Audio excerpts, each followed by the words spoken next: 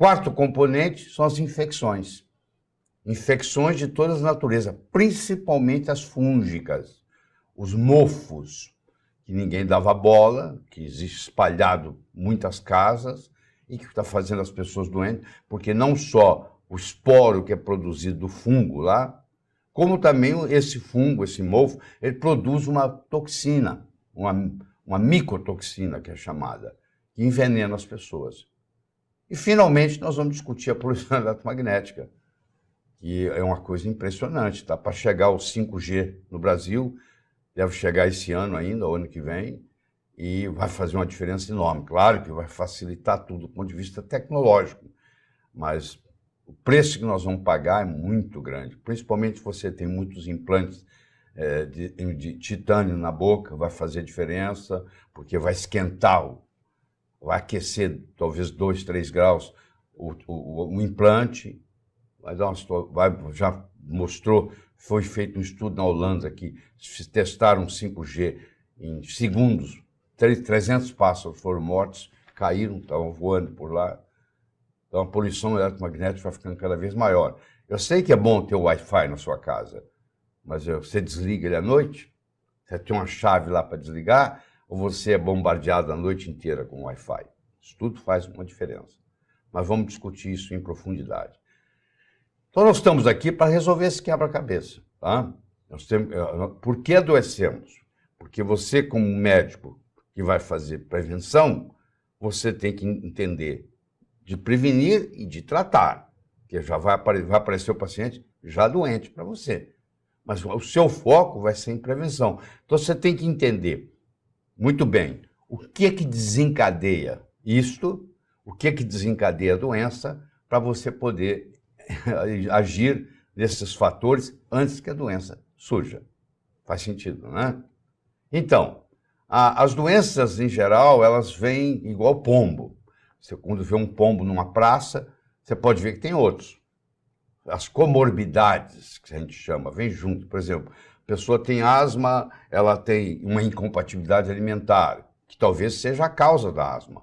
Ou ela tem diminuição do ácido clorídrico no estômago, nós vamos discutir em profundidade aqui. Ou ela tem fadiga adrenal, ou ela tem uma combinação desses fatores. É difícil você encontrar uma coisa sozinho. É só isso. Não é bem assim. Você vai para o médico reclamando do que está incomodando mais.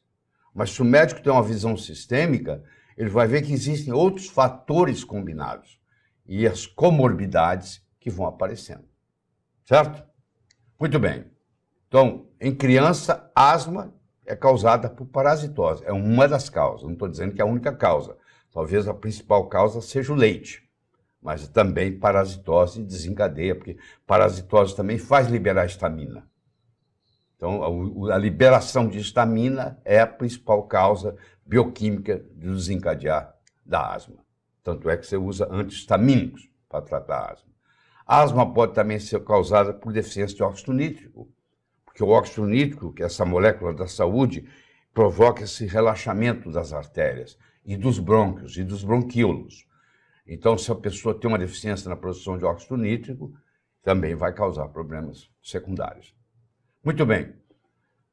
Eu gostaria de enfatizar agora com você com relação ao ácido clorídrico, porque o nosso estômago, ele tem as células parietais, que vocês vão ver daqui a pouco, que produz ácido clorídrico.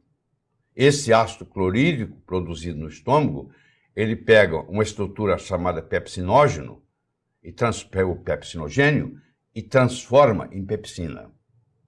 E a pepsina é uma enzima que vai digerir proteínas. Se eu não tenho ácido clorídrico, eu não transformo o meu pepsinogênio em pepsina. Eu não tenho uma digestão adequada. Aquelas proteínas não são quebradas em aminoácidos. E elas seguem caminho para ir para as fezes. No caminho para as fezes, elas se transformam numa proteína chamada cadaverina. O nome já diz para você que vai ter um cheiro horrível. E isso vai ser eliminado. Então, o médico pergunta para o paciente, as suas fezes têm cheiro forte? Ele responde, não. Aí a mulher dele não fala, não, ele tem sim. Entendeu? Porque quando ele vai ao banheiro, a casa inteira fica inundada com cheiro. Isso mostra que há uma deficiência de ácido clorídrico. certo? Bom, a digestão dos alimentos está comprometida quando você não tem a produção adequada de ácido clorídrico, a diminuição de absorção de aminoácidos, minerais e vitaminas, principalmente a B12 e a B9.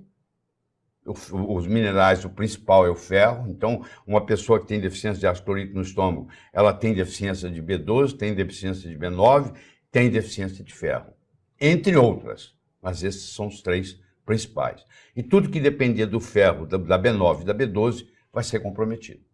O terceiro não ativa liberação de bile e bicarbonato, porque o bicarbonato é produzido no pâncreas, é diretamente proporcional ao pH que chega no piloro, que vai para a primeira parte do duodeno, tá? do intestino delgado, que é o duodeno.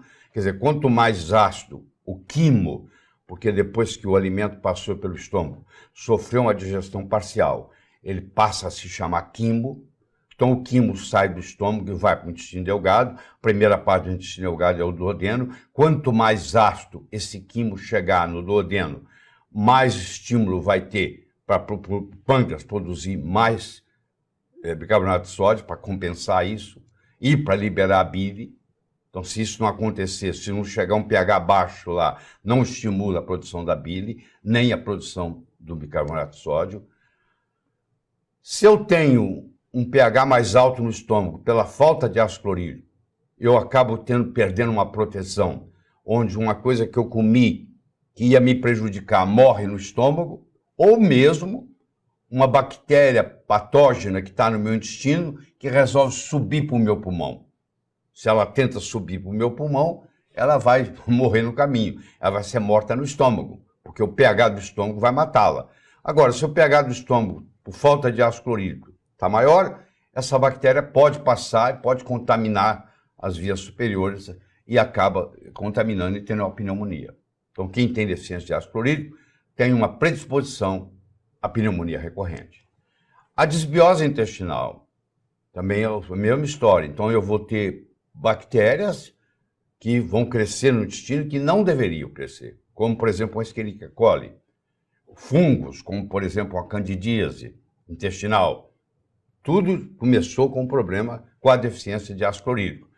A deficiência do sistema imune. Você sabe muito bem que 70% a 80% do sistema imune no organismo está na região do intestino e está diretamente relacionado com a microbiota intestinal, com o seu microbioma. Se o seu microbioma está comprometido, o seu sistema imune está comprometido. Os chineses já diziam há muitos anos atrás que toda doença começa e termina no intestino. Eles deram essa frase, falam que foi Hipócrates que falou isso, provavelmente Hipócrates também falava, mas foi antes de Hipócrates. Isso começou com a medicina ayurvédica, com a medicina chinesa, muito tempo antes de Hipócrates.